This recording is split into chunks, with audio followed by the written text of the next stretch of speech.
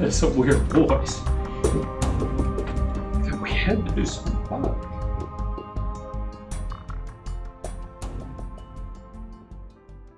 What the Bandalong is, very simply, is an anchored in place floating device, and it floats up and down with various water levels.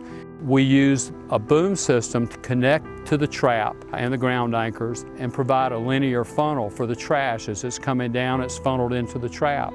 Those things that you toss out or leave out, when Mother Nature moves them into that hole in the side of the road, it ends up in a creek. Well, what happens is, for us, it ends up in this trash trap or the Bandalong. The dynamics behind that is it doesn't obstruct the hydraulics. There's no chance of flooding because it's always on top of the water, as it doesn't interfere with aquatic species movement and migration. One of the big issues that really kicked off the passion for getting a trash trap installed here is Lake Lanier hosted the Forest Wood Cup fishing tournament, which FLW is the biggest fishing tournament in the United States. And we happened to have a big rain that Friday night. We had ESPN here on Lake Lanier, we had Fox Sports, we had every major network was out here filming, people out fishing. When I walked down to the dock, all I saw was trash. Basically anything that was in the gutter or in a ditch ended up coming down that creek and going out into the lake. And the first thought that goes through my mind is, we're going to be on ESPN for all this trash in the water. And it's going to be a huge black eye to our local community. And the way we got involved, we had a lot of calls involving the litter that is there in that cove. What could we do about it? Could we try to change that? So we talked about changing behavioral habits first and foremost. That didn't seem to work extremely well the way this has.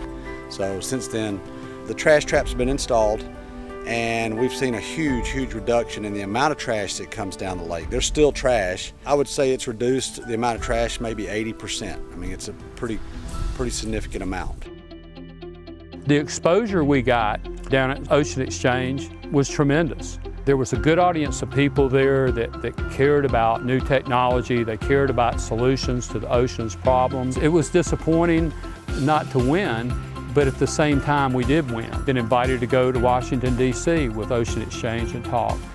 Those are the things that are important to us, because we kept on doing what we were meant to do. Regardless of getting the big prize, we won the award, because every time we put one of these in, we're winning, the community's winning, and people downstream are winning.